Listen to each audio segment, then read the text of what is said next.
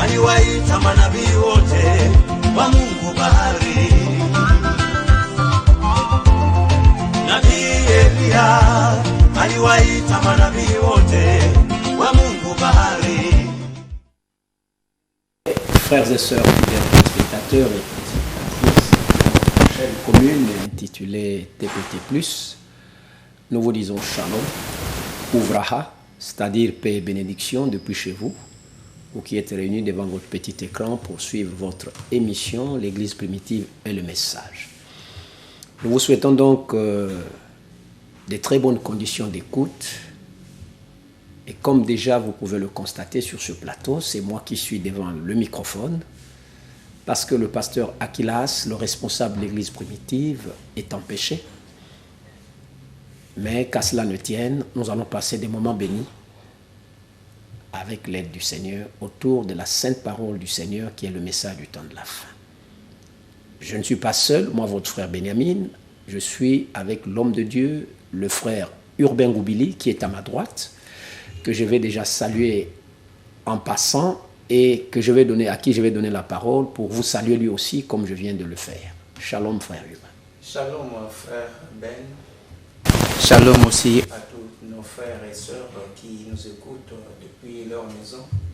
Et nous sommes là pour leur édifier, pour qu'ils puissent connaître la vérité sur ce que Dieu a envie de faire dans ce temps de la fin. Parce que si les gens ne connaissent pas la volonté de Dieu, ils ne peuvent pas être sauvés. Voilà pourquoi nous leur souhaitons déjà une bonne condition d'écoute là où ils se trouvent. Shalom. Voilà. L'introduction vient d'être faite par l'homme de Dieu, le frère Urbain Goubili, et moi je voudrais appuyer cela par une écriture afin que ça nous serve de plateforme pour les choses que nous allons vous faire entendre de la part du Seigneur cette soirée dominicale. Dans 2 Timothée au chapitre 4, depuis le premier verset, l'apôtre Paul disait en son temps à Timothée, sinon à tous les croyants qui devraient suivre dans les âges à venir, que je t'en conjure devant Dieu et devant Jésus-Christ qui va juger les vivants et les morts, et au nom de son avènement, de son royaume, prêche la parole. Et ce soir, sur ce plateau, nous sommes ici pour vous faire entendre la parole. Et chaque fois que l'Église primitive présente cette émission, ce n'est pas la pensée humaine qu'on vient développer ici, mais c'est la pensée divine pour nous aujourd'hui. Il dit, insiste en toute occasion favorable au nom, reprend, censure, exhorte avec toute douceur et en instruisant. Car il viendra un temps. Du temps de l'apôtre Paul, c'était une prophétie, mais qui trouve son accomplissement de nos jours aujourd'hui. Aujourd'hui, le temps en question qu'il annonçait en ce temps-là est arrivé, où les hommes ne supporteront plus la saine doctrine, mais ayant la démangeaison d'entendre des choses agréables, ils se donneront une foule de docteurs selon leurs propres désirs. Détournant l'oreille de la vérité, ils se tourneront vers les fables. Voilà donc, frères bien-aimés dans le Seigneur, l'écriture qui va nous servir de support pour s'entretenir avec vous autour de la parole du Seigneur, comme nous l'avons dit tantôt. Pourquoi avons-nous pris cette écriture? Mais c'est par rapport au questionnement qu'il y a dans le cœur des frères et des sœurs qui ont l'habitude de nous suivre, nous l'Église primitive, qui est à la défense du message du temps de la fin, qui est boycottée par la dénomination aujourd'hui. Les questions qui nous parviennent par téléphone ou par Internet sont telles que pourquoi l'Église primitive, elle focalise ses émissions ou insiste à n'enseigner que sur le mariage et le divorce, sur son point culminant qui est la polygamie. Au point où il y a un certain Hervé, un internaute, qui a même traité le pasteur Aquilas d'un prédicateur qui perd ou qui passe son temps à n'enseigner qu'aux gens la polygamie. Mais nous voulons dire à ce jeune frère, ou à ce monsieur, permettez-moi le terme, que le pasteur Aquilas Moya ne perd pas son temps. Au contraire, c'est que l'Esprit, au travers de son ministère, nous dit ici avec insistance, produit beaucoup de fruits, au point où Plusieurs sont en train de sortir d'ici et de là, des assemblées dites du message qu'on appelle communément des tabernacles, que même dans l'Église catholique romaine, au point où même aujourd'hui dans notre assemblée, un prêtre catholique est venu se repentir, a donné son témoignage, lui-même passera ici pour vous donner son vrai témoignage de vive voix. Alors, si nous insistons, nous, sur le mariage et le divorce, bien aimé, mais c'est d'abord l'Écriture. C'est une doctrine qui a été tirée des Saintes Écritures, comme l'a dit Branham à l'introduction même de son enseignement, qu'il a donné le 21 février 1965 à High School, à Kiev, là-bas aux États-Unis d'Amérique. C'est pourquoi nous qui sommes les successeurs de William Branham, les défenseurs du message que lui nous a apporté de la part du Seigneur, après avoir été graciés par le Seigneur de l'univers, pour comprendre ce mystère qui a été divinement révélé après le brisement des 7 sceaux bénis du Seigneur, nous devons faire de ça comme une question de vie ou de mort, comme a dit William Marion Branham de la part du Seigneur. Paul ici instruit Timothée d'insister, que l'occasion soit favorable ou non. Non pas à venir transmettre aux gens de sa génération l'opinion de Paul, ou son opinion à lui-même Timothée, mais l'opinion de Dieu que Dieu avait fait connaître à l'humanité en ce temps-là par l'entremise de l'apôtre Paul. Et nous aujourd'hui, Branham a dit au-delà du rideau du temps que j'ai prêché comme Paul. Ce n'est que normal, parce que Paul nous a exhorté dans le livre des Corinthiens que nous devons être ses imitateurs, comme lui, il était l'imitateur de Jésus-Christ, notre Seigneur et Sauveur. Alors, pourquoi ne voulez-vous pas que nous puissions insister? Mais on ne peut aussi insister que sur une chose que les gens ont du mal à comprendre. Vous voulez qu'on vous enseigne la divinité de Jésus-Christ. Ça, même l'Église catholique commence à revenir un peu en arrière pour comprendre que Jésus-Christ était le Seigneur et le Sauveur de l'humanité. Ça, ce sont des doctrines qui font l'unanimité, qui font la joie des gens. Dire aux gens que Jésus-Christ est le Sauveur de l'humanité, croyez en lui, vos péchés vous seront pardonnés, tout le monde va se réjouir. Mais il faut insister là où les gens rejettent la chose. Parce que c'est là, effectivement, que le bas blesse. C'est là, effectivement, qu'il faut chercher à guérir la plaie du peuple du Seigneur. Branham lui-même, à l'introduction, sinon le jour où il a enseigné mariage et divorce, dit ceci. À la page 12 de la version de Lausanne, traduite par le frère Alexis Barillier, qui n'est plus avec nous parmi les vivants, il dit ceci au paragraphe 43. Je dis bien, mariage et divorce, prêché le 21 février 1965, à la page 12, au paragraphe 43, après avoir lu l'écriture de Matthieu 19, William Marion Branham, le saint prophète, dit ceci. Maintenant que Dieu nous aide, et c'est aussi notre prière ce soir pendant qu'on est ici sur ce plateau et que vous êtes chez vous en train de suivre cette émission devant votre petit écran, que vraiment Elohim nous aide.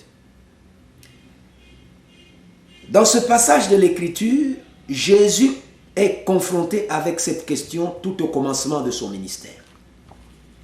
Moïse aussi fut confronté avec elle tout au commencement de son ministère. C'est une question de première importance dans le cœur des croyants.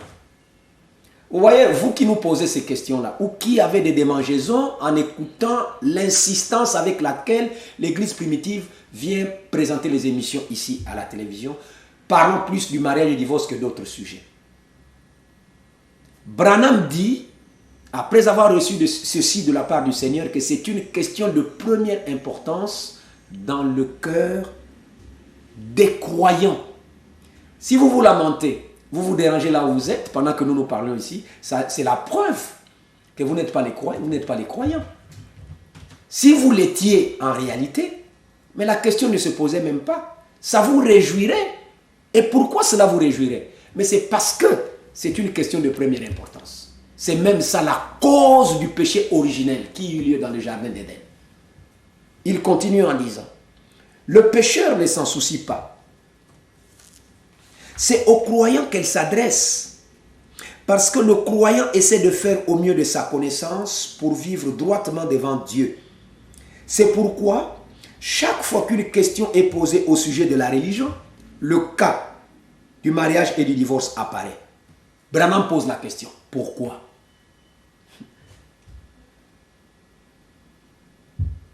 Mais parce que c'est la cause du péché originel. Vous voyez pourquoi l'Église primitive insiste sur le mariage et le divorce? Mais c'est parce que c'est la cause. C'est parce que le premier mariage fut brisé, fut dérangé là-bas en Éden, qu'aujourd'hui on est obligé maintenant d'en parler avec insistance, afin de ramener, par la grâce du Seigneur, les fils et les filles de Dieu qui ont été mal enseignés par la dénomination à revenir sur le droit chemin. Il dit c'est la cause du péché originel. Il dit c'est là que le péché commença.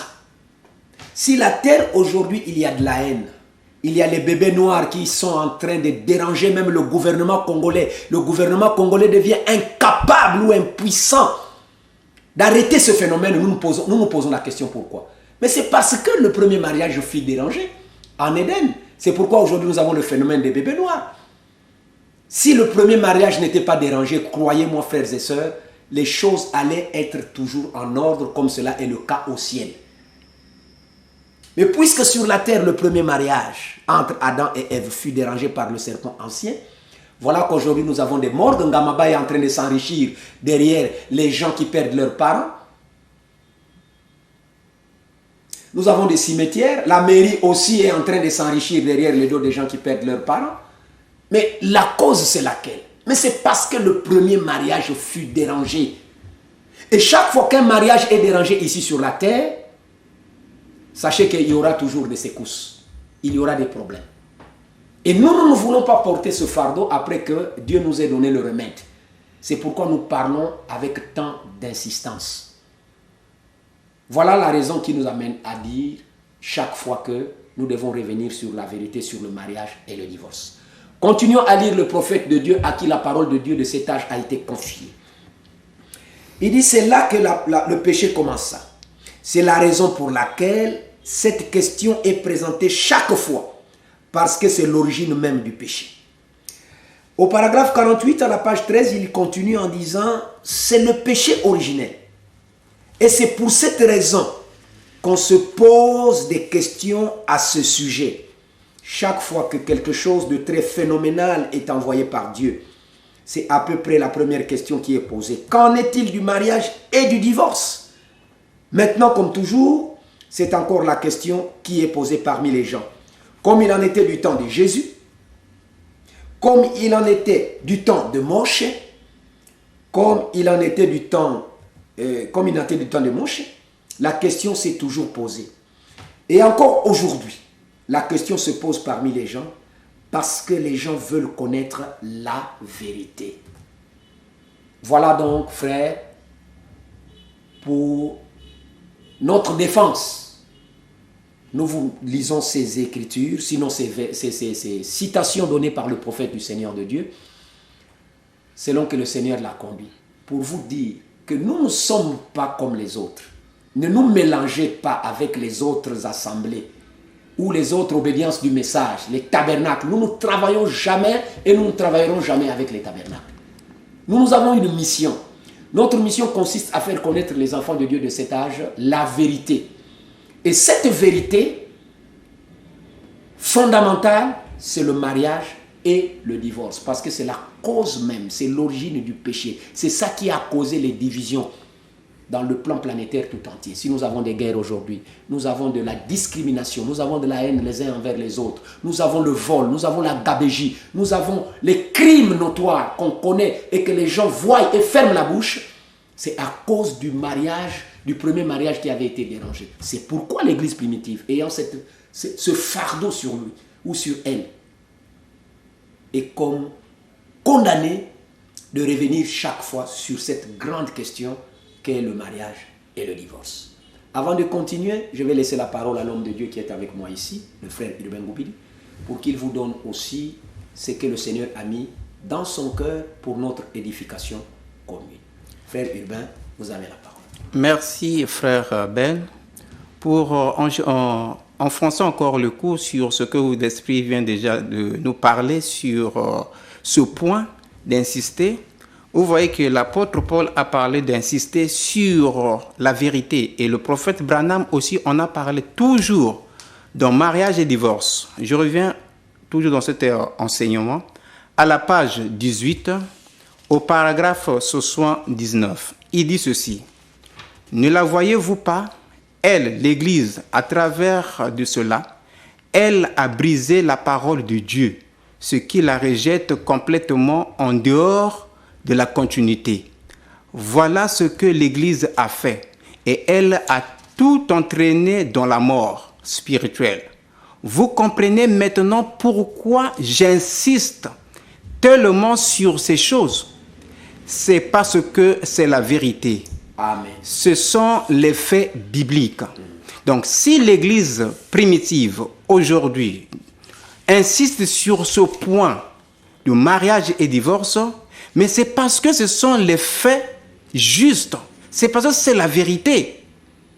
Et ces faits-là sont bibliquement prononcés et le Seigneur l'avait déjà dit. Si les gens pouvaient être un peu spirituels, lisons un peu la Bible. Vous allez voir que la Bible, quand quelqu'un lit la Bible parle que du mariage. Et de vrai mariage, aujourd'hui, avec le Mashiach. Si aujourd'hui les gens ne veulent pas reconnaître la polygamie, mais qu'est-ce qu'ils vont aller faire au ciel? Ce serait comment? L'apôtre Paul l'a déjà dit, qu'un homme est beaucoup. C'est le mariage toujours polygamique. Pourquoi ça va toujours faire mal aux gens? Mais c'est parce que les gens n'ont pas compris ce que le prophète William Marion Branham a dit. Toujours dans mariage et divorce. Je vais vous lire. Ici, il dit, à la page 9, il dit, écoutez son conseil. Il dit, au paragraphe, pour les gens qui veulent toujours lire, depuis le paragraphe 37, je prends. C'est pourquoi je suis très reconnaissant au Dieu Tout-Puissant, si c'est ainsi, de m'avoir fait faire un petit quelque chose malgré mon manque d'instruction, pour montrer mon appréciation de son amour pour moi, de mon amour pour lui et de notre amour pour le peuple. Donc, en toute sincérité, j'aborde ce sujet, le mariage et le divorce. Que Dieu soit miséricorde entre nous tous. Il dit maintenant écoutez attentivement. Vous sœurs, n'allez pas vous lever et vous en aller. Restez tranquille un peu moment. Frères, faites la même chose. Et vous qui êtes reliés à nous par téléphone, ne raccrochez pas, ne faites pas cela. Veillez simplement rester assise quelques minutes jusqu'à ce que ce soit terminé. Il dit maintenant, écoutez attentivement. Si vous n'êtes pas d'accord, prenez les passages de l'Écriture que je vais utiliser et étudiez-les dans un esprit de prière avant de prendre votre décision. Amen. Frères et sœurs, écoutez-moi très bien votre frère. Avant que vous preniez votre décision, lisez cette brochure mariage et divorce. Méditez les Écritures dont le Saint-Esprit, Jésus-Christ lui-même, a donné à William Marion Branham. Jésus-Christ n'a pas donné à William Branham l'écriture de 1 Corinthiens chapitre 7, le verset 2. S'il vous plaît. Lisez ce que le prophète Branham a dit dans cette brochure, dans cet enseignement. Il a dit, prenez les Écritures. Pourquoi on ne peut pas prendre les Écritures là pour étudier? Vous êtes intellectuel. Le Seigneur vous a fait au moins cette grâce de connaître, lire et écrire. Mais lisez ce que le prophète a dit. Pourquoi vous pouvez être naïf jusqu'à ce point pour rejeter la vérité? Ainsi dit le Seigneur. Si nous insistons sur ce point-là, parce que c'est la vérité, frère. Et puisque dans la Bible, même l'apôtre Pierre l'en a dit, si vous pouvez aussi me permettre de lire avec vous, dans 2 Pierre, au chapitre 4, je vais lire le verset 15. Il dit ceci. Écoutez-moi très bien. Considérez que la patience de notre Seigneur est votre salut. comme notre bien-aimé frère Paul, pour vous l'a aussi écrit selon la sagesse qui lui a été donnée. C'est ce qu'il fait dans toutes les lettres où il parle de ce sujet, où se trouvent des passages difficiles à comprendre dont les personnes ignorantes et mal affermies tordent le sens, comme elles le font du reste des Écritures pour leur propre perdition. Vous voyez que là, ici l'apôtre Pierre démontre qu'il y a des gens déjà dans son temps qui tordaient le sens des Écritures pour leur propre perdition. Mais il y avait des choses que l'apôtre Paul déposait qui étaient difficiles. Et ça, vous souvenez-vous que William Branham a dit il a prêché comme Paul. Et si nous insistons, c'est parce que lui qui a prêché comme Paul, il y a des choses qui étaient difficiles pour les gens de ne pas comprendre, qu'aujourd'hui l'église primitive est en train de déposer ça petit à petit pour que nous tous, nous puissions arriver à comprendre ce que l'Esprit a dit dans cet âge du temps de la fin. Voilà pourquoi l'église primitive insiste. Arrêtez avec des raisonnements diaboliques, sataniques, qui ne vous profitent en rien. Revenons à la vérité. Lisez comme a dit le prophète Branham. Dans le 3e Exode, il a même dit, il voulait même que nous puissions prendre cette bande, mariage et divorce, apporter même aux magistrats d'aujourd'hui, lorsqu'ils vont juger sur ce point, sur ce sujet, sur le mariage et le divorce, qu'ils écoutent aussi ce que Dieu a dit dans notre génération. Mais pourquoi, frères et sœurs?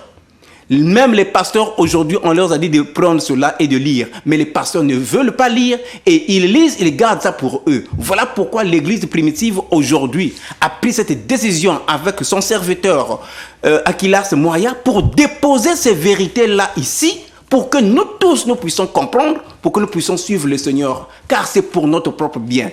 Évitons donc des critiques, évitons de dire les bobards, car le Seigneur vient bientôt. Voici l'occasion pour toi et moi, frères. Ne pensez pas pourquoi les frères de l'église, comment on appelle, de Jeffersonville, tels que les enfants de Joseph Branham ne prêchent pas cela ou bien n'enseignent pas cela. Non, les enfants de frère Branham, d'abord pour commencer, ce sont les antichrists. Ce sont les démons. Un prophète peut mettre au monde un démon et c'est ce que nous avons constaté aujourd'hui.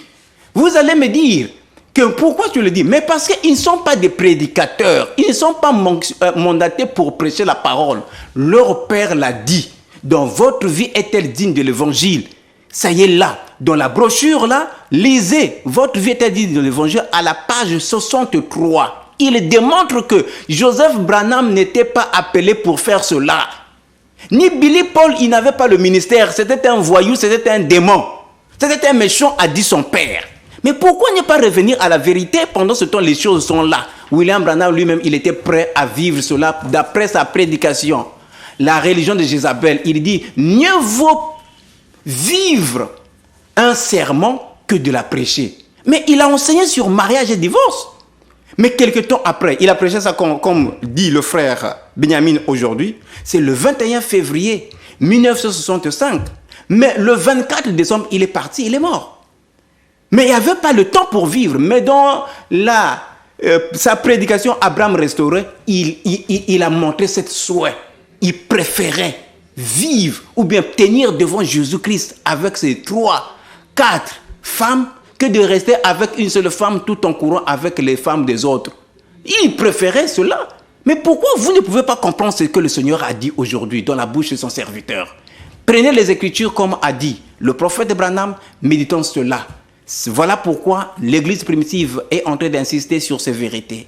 Frère Benjamin, voilà ce que je pouvais peut-être encore ajouter sur ce que vous avez dit. Merci frère Hubin pour cette démonstration des Écritures à l'égard de nos bien-aimés qui nous suivent présentement depuis chez eux. Il faut toujours insister. Et je voudrais un peu rafraîchir la mémoire de nos frères téléspectateurs et nos sœurs téléspectatrices qui ont l'habitude de nous suivre et qui nous suivent en ce net moment. Parce que nous savons que vous êtes nombreux et nombreuses à pareille heure d'être devant votre petit écran pour nous suivre. Parce que nous sommes l'unique voix de Dieu aujourd'hui sur la face de la terre, ici dans la ville de Pointe-Noire. Amen. Ça, c'est démontré. Amen. Par nos assertions, vous pouvez comprendre vous-même que nous ne sommes pas des aventuriers. Nous savons de quoi nous disons. Parce qu'on avait été mandaté par le Seigneur. Et la Bible dit dans Jean 3, verset 34, celui que Dieu envoie dit les paroles de Dieu. C'est-à-dire, la parole de Dieu dans sa bouche ne subira pas d'entorse, ne souffrira pas d'interprétation particulière. Et avec l'aide du Saint-Esprit, qui est Dieu, nous vous disons des choses qui sont vraies à la sainte doctrine. Amen. Je vais aller vous prendre un exemple de ce qui s'est passé en 1984 ici au Congo-Brazzaville. J'ai noté ça parce que je suivais un jour l'émission à la radio congolaise, la chaîne nationale. Là-bas, il avait été dit qu'au Congo-Brazzaville, le code de la famille congolais reconnaît la pratique du mariage polygamique, sans limite du nombre de femmes. Voilà. Je lance un défi même au gouvernement congolais, en commençant par le chef de l'État qui est notre chef national. Si on peut annuler ce qui est dit dans le code de la famille congolais, qu'on annule ça au niveau du Parlement national. Les deux chambres connaissent que la polygamie est une vie normale qu'un homme a le droit de mener. C'est ainsi que, après le recensement de 1984, lors du projet de loi réglementant le code de la famille congolais, les femmes étaient plus nombreuses que les hommes, c'est-à-dire 58% des femmes et 42% des hommes. Et les femmes ont résolu d'introduire la polygamie pour donner la chance aux autres femmes d'intégrer un foyer. Ça, ce sont des références que vous pouvez aller vérifier à la chaîne nationale. Nous ne fabriquons pas les choses. Nous disons des choses qui sont fondées, des choses vraies. Et s'il faut concilier ceci, prendre ce que les gouvernements ont pris pour mettre ça en harmonie ou marier cela avec la Bible, vous verrez que la question ne se pose même pas. Pourquoi ils sont arrivés à dire ceci? Mais écoutez, c'est tout simplement parce que nous vivons les temps qui sont semblables au temps du temps de Noé. Au temps de Noé, la Bible nous dit que les hommes étaient beaucoup plus nombreux sur la face de la terre. Et aujourd'hui, le taux démographique est très élevé aussi. Personne au monde ne peut nier cela. J'ai suivi M. Sarkozy qui devient aujourd'hui prisonnier. Il est dans les geôles. Malheur à lui parce qu'il a commis du tort aux peuples africains. Il ne fait que moissonner ce qu'il est en train de... Il avait sémé. Il a dit lui-même lors d'une vidéo, d'une émission à la télévision française, qu'il faut réduire le nombre des habitants de la terre. Je ne sais pas pourquoi il avait ces genres de pensées qu'il était venu expliquer ou exposer devant les médias. Il dit la terre est trop peuplée, il faut réduire cela. Il a donné l'exemple du Nigeria, du Soudan et tout, etc. Et nous sommes donc convaincus que notre temps aujourd'hui est semblable au temps qui a précédé le déluge. Le taux démographique est très élevé. Au temps de Noé, la Bible dit que les hommes étaient cruels. Aujourd'hui, nous voyons la cruauté dans les cœurs des gens. Le phénomène des bébés noirs. J'insiste là-dessus parce que j'ai été victime. Mon propre frère a failli perdre sa vie il y a de cela environ une semaine. À cause des bébés noirs dans le quartier qu'on appelle Ngwamouchi. Entre Ngwamouchi et Futisungu. Des malfaiteurs. Pourquoi? Mais parce que la prophétie biblique ne peut pas faillir, bien-aimé. Dieu disait déjà d'avance dans Luc 17 que ce qui arriva du temps de Noé arrivera de même pareillement au jour du Fils de l'homme. C'était une prophétie. Aujourd'hui, nous voyons l'accomplissement de cela. Et que dit encore la prophétie? Ou que disait encore la prophétie? Que les femmes étaient plus nombreuses et plus belles que les hommes à cause des progrès scientifiques. La science avait mis sur le marché beaucoup de produits cosmétiques qui rendaient les femmes belles et attrayantes. Et les hommes étaient peu nombreux. Dans les maternités aujourd'hui, si vous voyez les taux de naissance, sur 10 personnes ou 10 bébés qui naissent, il y a 8 femmes, 2 hommes.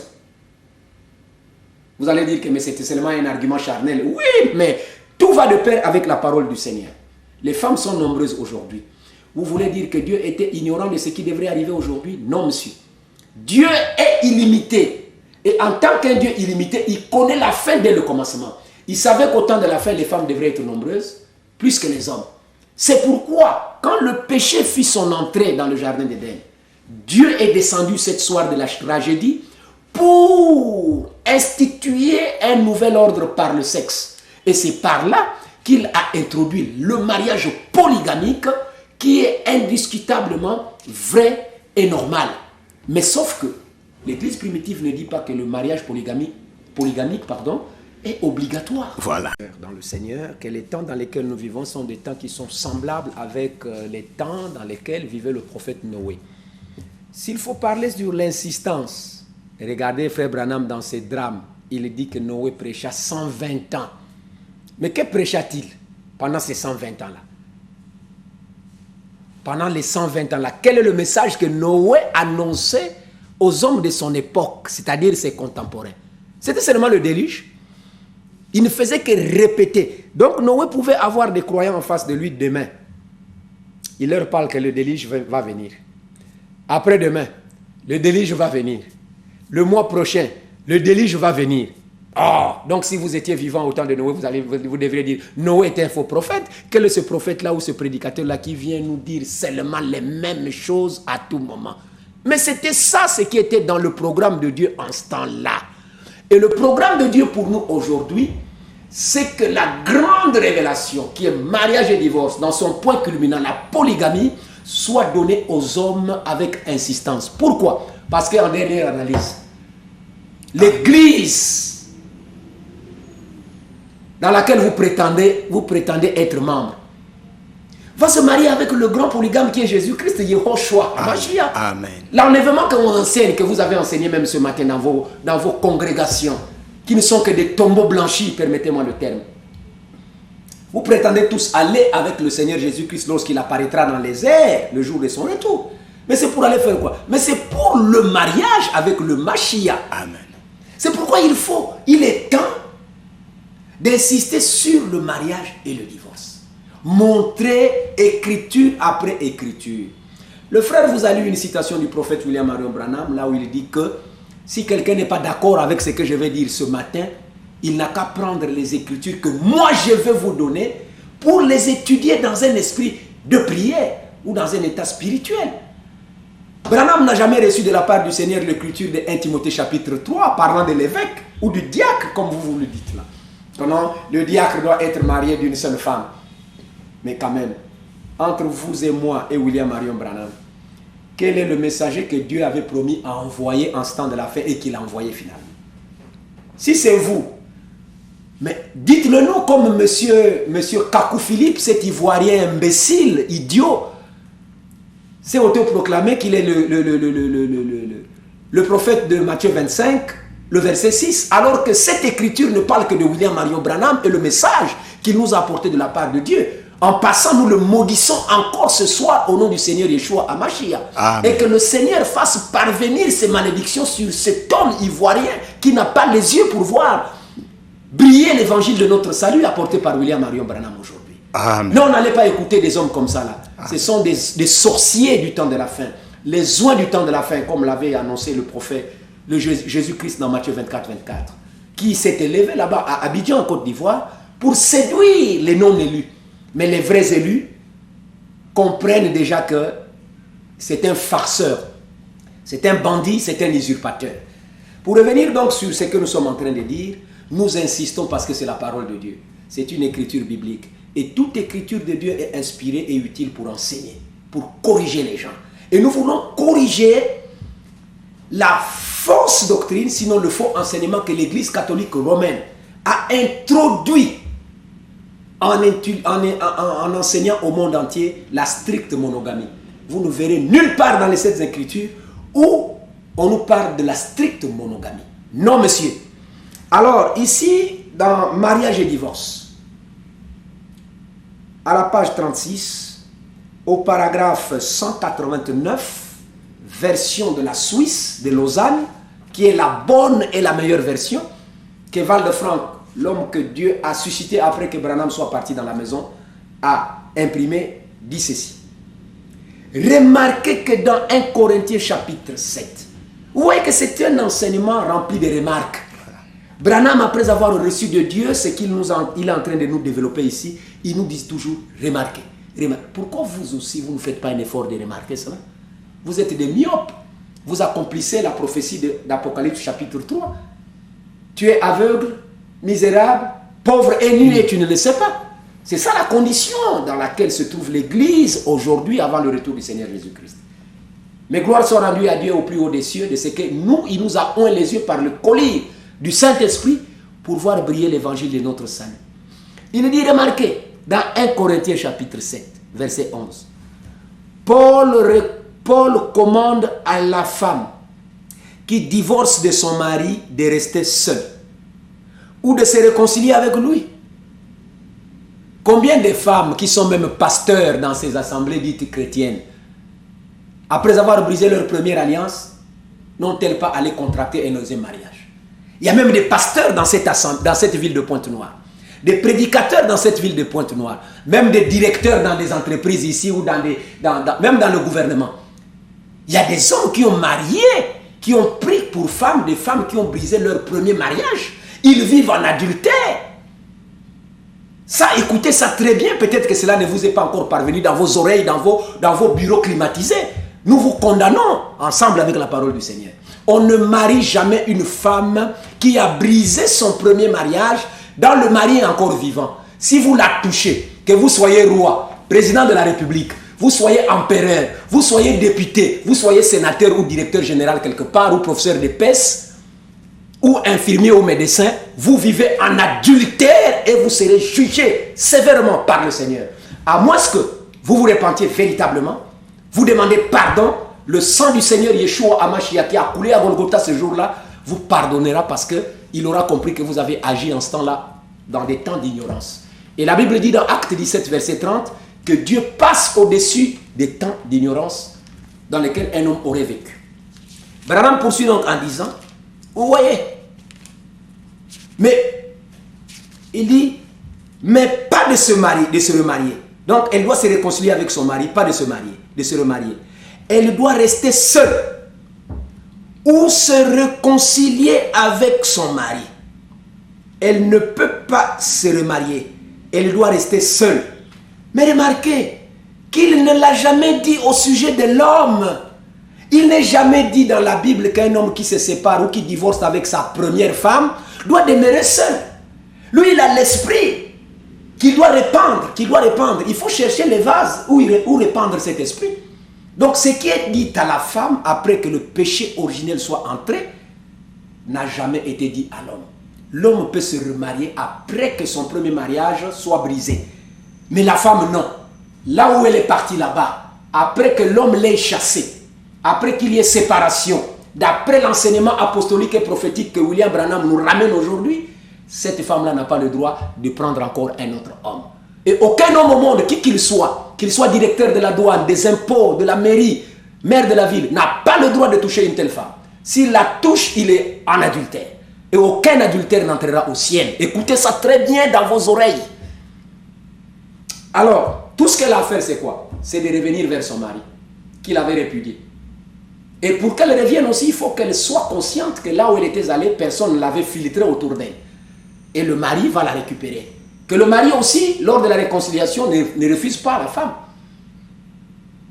Mais si elle avait déjà été touchée par l'homme, si l'homme là la récupère, tout le pays sera souillé, sera dans le péché. Ça, c'est l'enseignement apostolique et prophétique que l'Église primitive soutient et défend. Et c'est ça même le message du temps de la fin.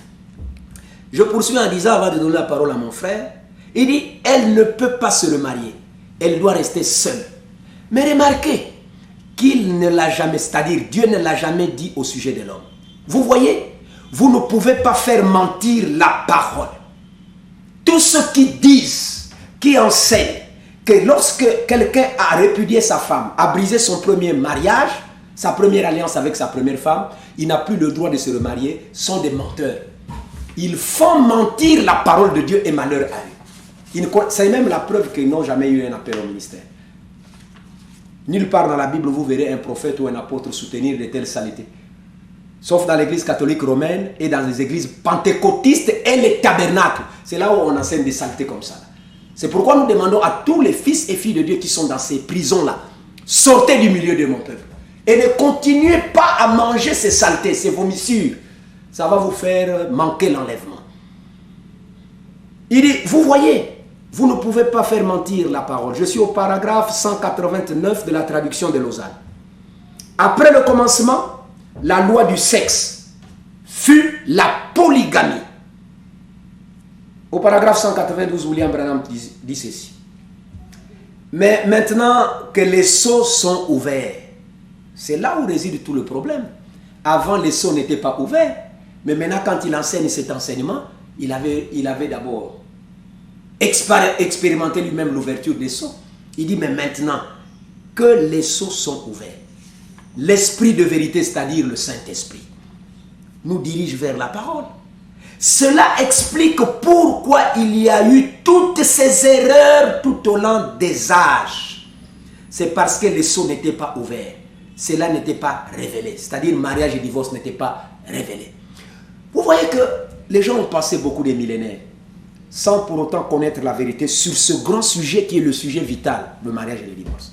Mais maintenant que Dieu vient de nous révéler les sceaux, de nous ouvrir les sceaux et de révéler ce grand sujet mariage et divorce, pourquoi ne voulez-vous pas que nous puissions faire des cours de rattrapage?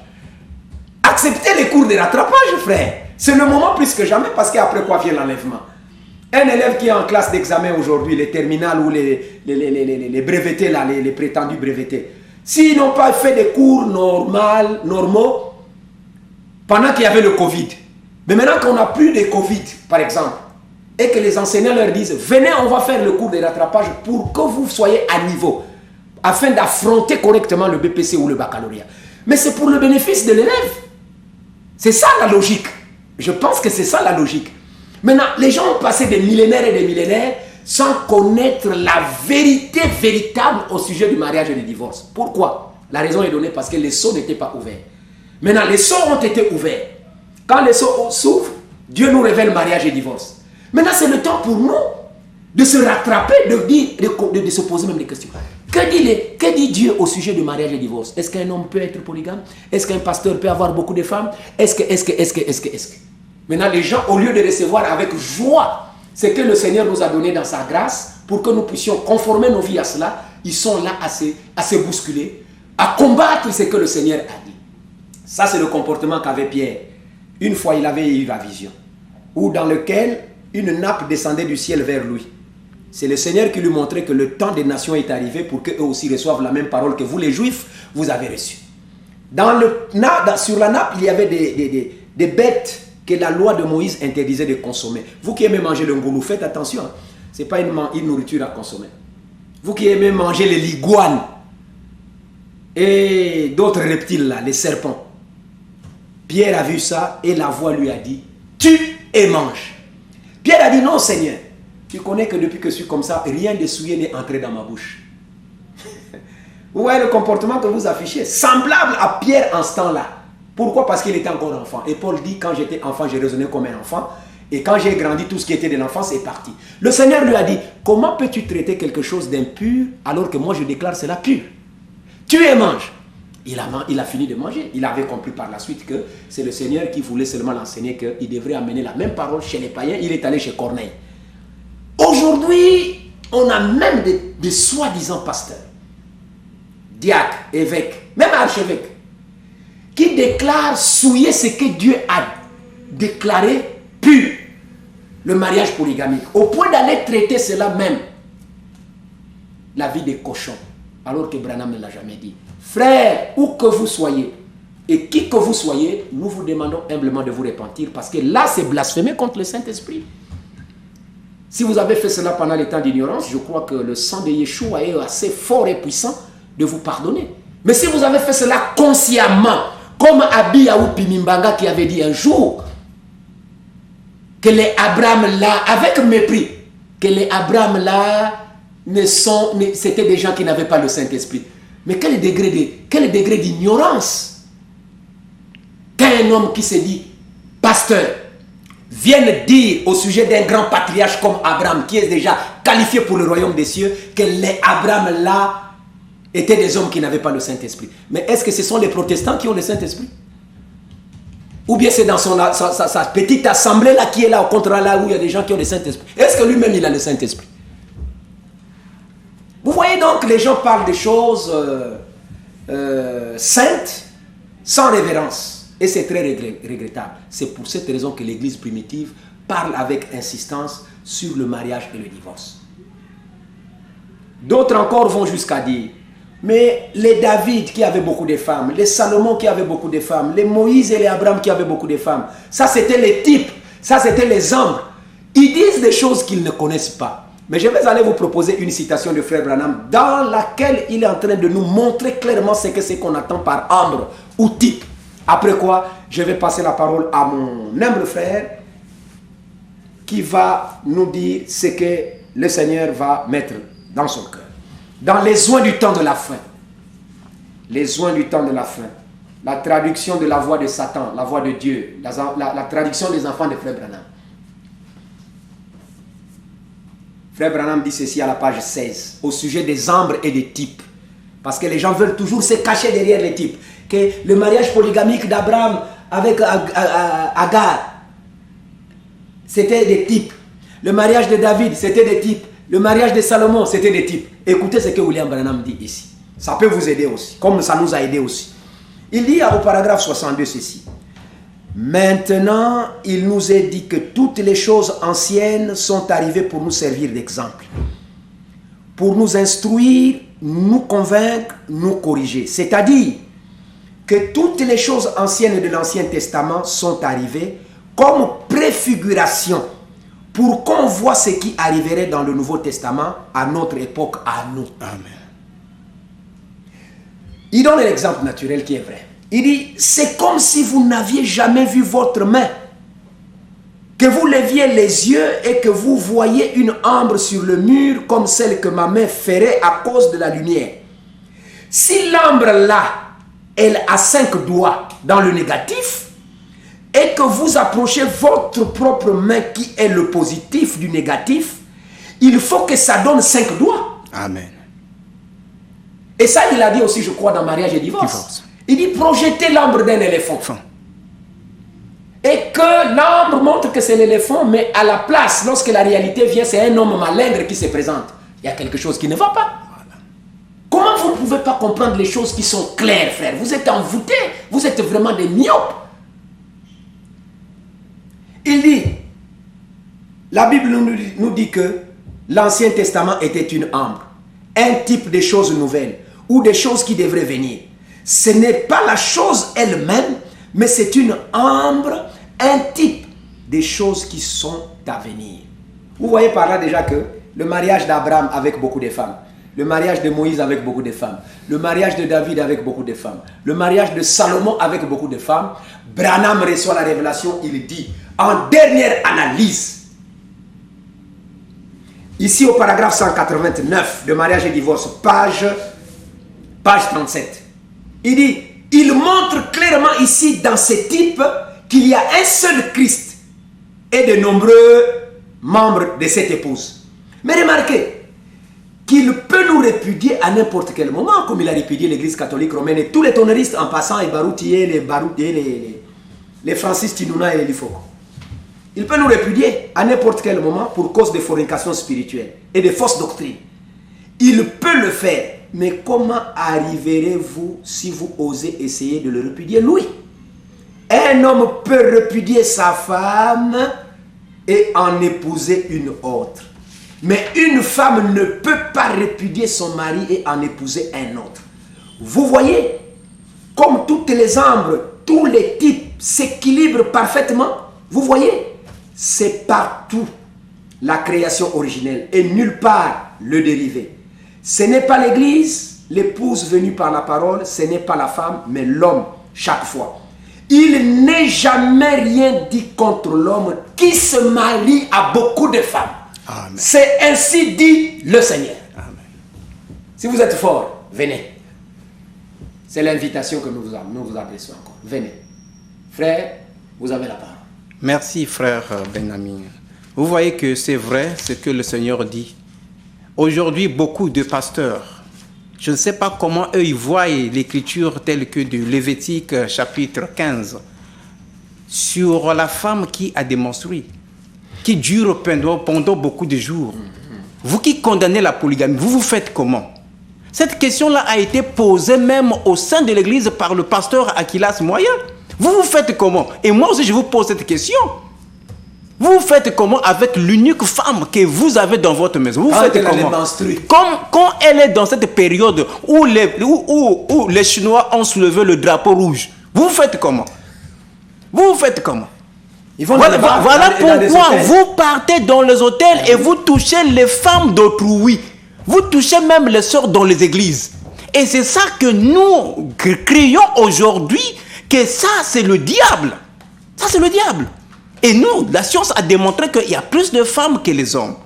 Mais les femmes là qui ne sont pas mariées vont faire comment? Mais ils vont chercher aussi à faufiler avec les hommes qui sont mariés. Oui. Et cette mauvaise vie-là va condamner quoi? Va mener les gens où? Vous voyez que la vraie chose, frère, vivons dans la lumière. C'est pas pour rien que le Seigneur a révélé le mariage et le divorce. C'est la solution, c'est le remède lui-même. Il appelle ça le remède. C'est le remède pour toi, l'homme. Et lieu de continuer à faufiler avec les sœurs, tu les couches, tu les laisses, tu les couches, tu l'enseignes, tu l'envoies à Paris ou je ne sais pas dans quel pays pour qu'elle puisse aller mettre au monde là-bas. Non, non, il faut la prendre parce que tu l'as connue sexuellement. Surtout vous qui êtes en train de déshonorer les vierges. Vous êtes plus que des bandits.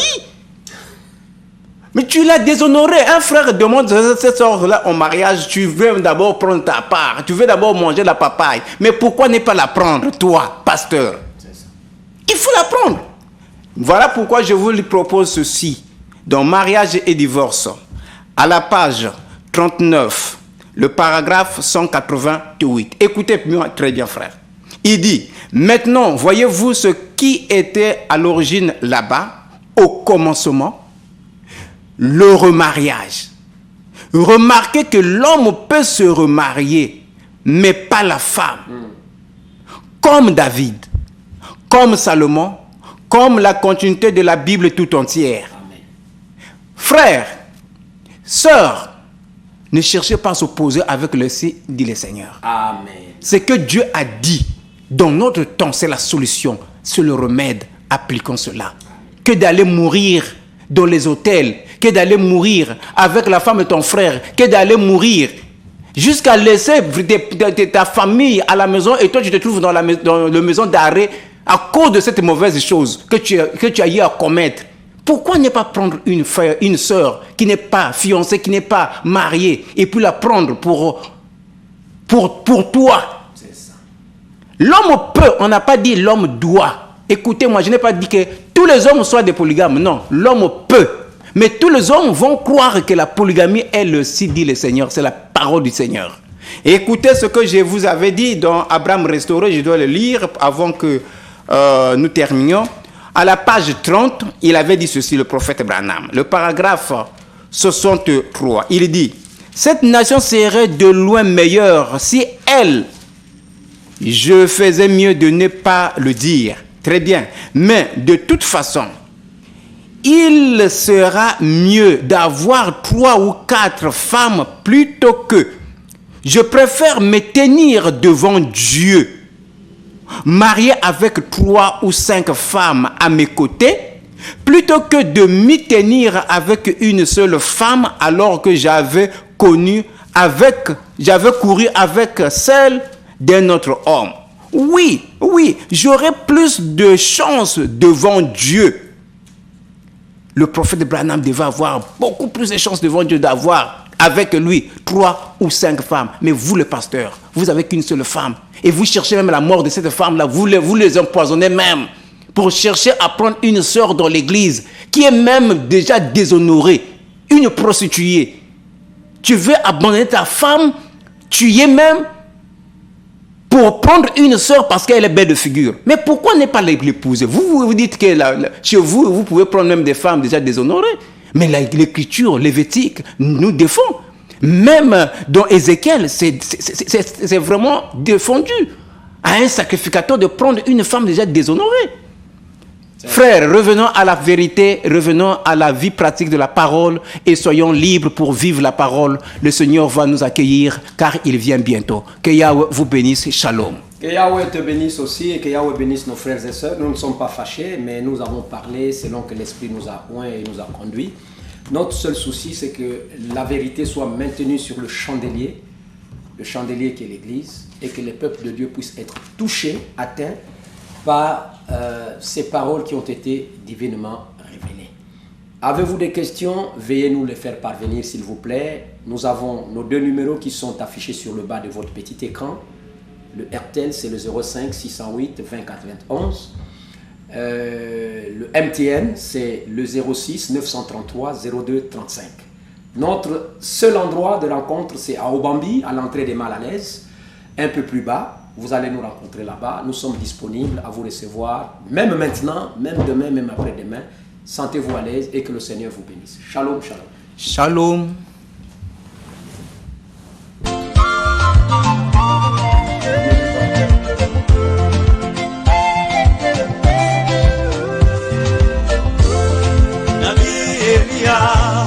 Aliwaita manabii wote wa Mungu bahari. Nabii Elia aliwaita manabii wote